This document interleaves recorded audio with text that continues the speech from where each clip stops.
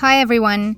Today I'm going to share a detailed tutorial of how I built this faux mirror frame that I featured in my Builder's Mirror Hack video, which I've linked in the description box below.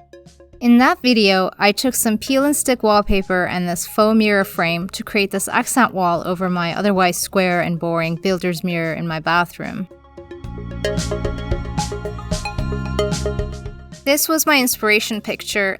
Curves and arches are so in this season, and I just love the Art Deco look, so I really wanted to build this mirror for my bathroom. But if you're going for a simpler look like this round mirror, that's gorgeous too, and it's actually a lot easier to build. You would just need the embroidery hoop for this. The supplies you need for this project are a large embroidery hoop. I use this 23-inch embroidery hoop from Amazon, which I've linked in the description box below, and some square wood dowels from your hardware store. They need to be as wide as the width of your embroidery hoop, which in my case was 1 centimeter. And the tools you need are a handsaw, a miter box, wood glue, wood filler or epoxy, sandpaper, wood plane, measuring tape, acrylic paint, paintbrush, clamps, and pen and paper. And depending on your embroidery hoop, you might also need pliers, a mallet, a putty knife, and hand protection to take out staples. The first thing you want to do is determine how high you want your mirror to be. I only had room for a 31-inch high mirror, so I took that number and I deducted the diameter of the embroidery hoop to come up with how high the square rods need to be in between, which in my case ended up being 8 inches. Take your embroidery hoop apart. So just unscrew where the embroidery attachment is, and the two pieces, the inner piece, should come right out. We're going to glue these pieces together.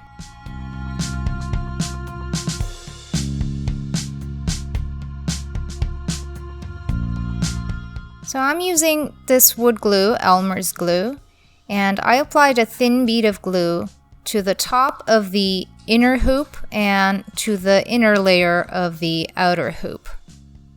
Just spread that around, and you want to align this ridge at the top with where the embroidery attachment is on the outer hoop. That way when you're cutting this in half, your saw goes right to that hole and it's really easy to cut that at the top. So align the two pieces together, but don't tighten the screw just yet. You want to lay your hoop flat on the ground and press down and hold it down as you're tightening the screw. That way they align really nicely together and it looks like one uniform piece. And let them dry for 24 hours. Next, take some wood filler and fill in any gaps that might exist between the two pieces. And you can use your hand or a putty knife for this, but just make sure you get into all the nooks and crannies.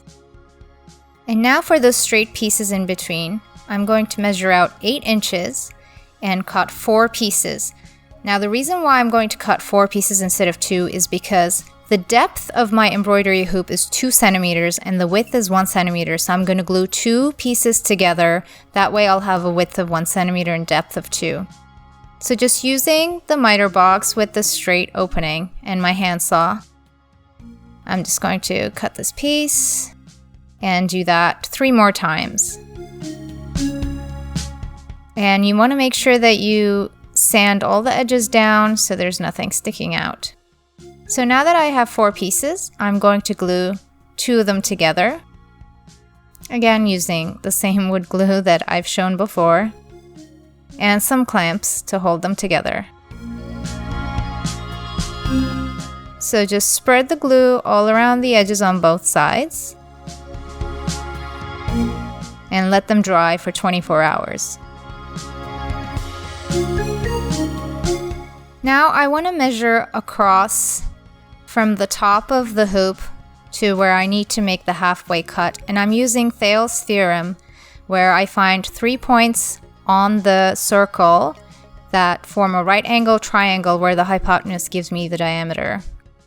So I align one of those points with where the ridge is at the top, and that gives me my bottom point. If you don't have a right angle ruler, you can just use a measuring tape and measure all the way inside your hoop to get the circumference. And then you take that number, you divide it by 2, and you go around again, and that will give you your halfway point across your circle.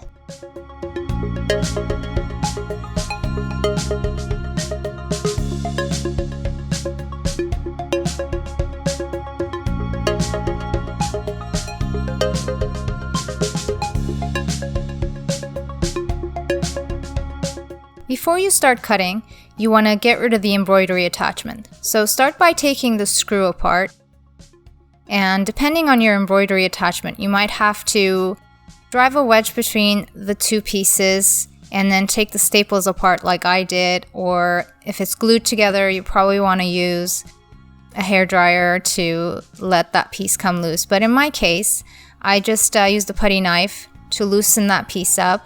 And as you can see, it's held together by staples, which I then had to pull. So you see all those nasty staples.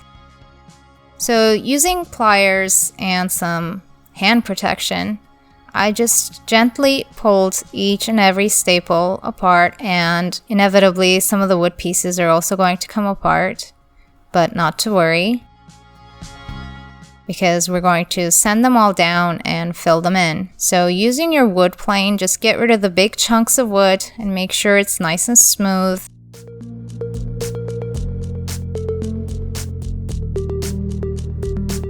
And give it a really good sanding.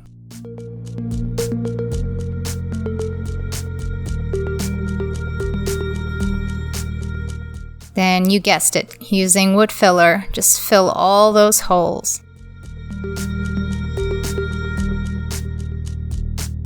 So when you're done, it should look something like this, which we're going to sand down once it dries. Okay, now it's time to cut. You have to let all the wood filler dry first, and then what you're going to do is you're going to hold your hoop up like that and align the mark that you've drawn with the straight opening of the miter box and cut it in half. And you're going to do the same thing on the other side where the ridge is, where it's going to be a lot easier because there's going to be a lot less material to cut through.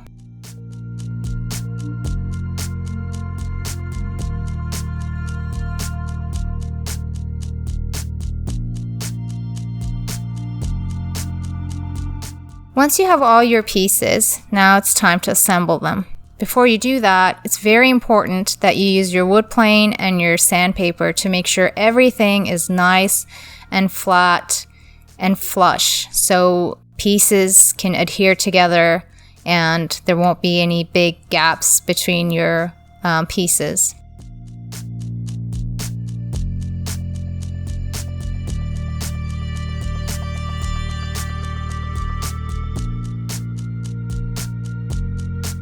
So first thing first, you want to make sure that all the pieces will go together nicely, and you want to play around. There will be some sides that fit better together than other sides. There will be one side of the hoop that looks better than the other side. So you want to decide what's going to be front, what's going to be back, up, down, and you might want to put some masking tape to label all those pieces before you start gluing them.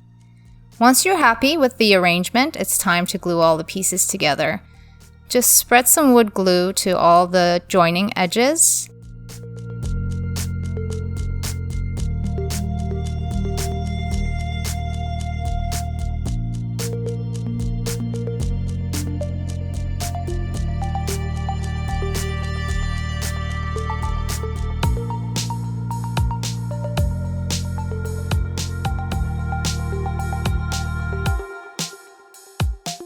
And then use some clamps to hold them together and let it dry for 24 hours. Once it's dry, it's back to using the wood filler. This time you're going to have a lot more gaps and edges to fill. Just make sure that you do this step thoroughly, because before you start painting, this will be your last chance to fill any gaps. Once that dries, give your frame one final sanding. Make sure you get all the bits that are sticking out and everything is nice and smooth before you start painting. Using a damp towel, get rid of all the sawdust and also make sure you clean your working area. Now it's time to paint. I use this paint by Americana in Warm Beige. And you want to paint the inside first, then the outside, and then the top part. So I've already done the inside and the outside, and I'm going to apply a thin first coat to the top. Just using very little paint and just a regular paintbrush. I'm applying the paint. You're basically staining the wood. I ended up using 2 coats only. Really depends on the type of wood that you've picked up from the hardware store, but it shouldn't need any more than 2 or 3 coats.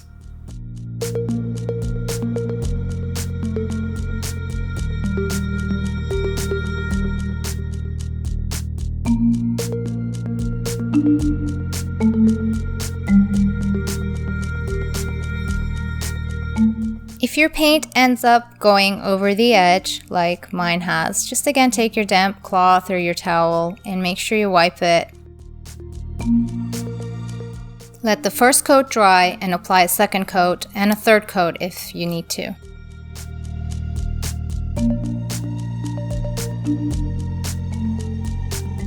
Once the paint is dried, your frame should be looking like this. And this is optional, but I recommend doing this because you're going to hang it in a bathroom. You want to use a clear top coat. I use Rust-Oleum chalked matte clear, and you want to spray that to make sure that it's protected. And we're done! Hang your frame using some mounting tape, and voila! You can see how I put the wallpaper up in my other video linked below. A sad reminder of what my bathroom used to look like. I ended up painting the walls, changing the light fixture, and most importantly, covering that basic builder's mirror with wallpaper, leaving an opening to feature my new, gorgeous Art Deco inspired frame. Thank you all so much for tuning in. Bye!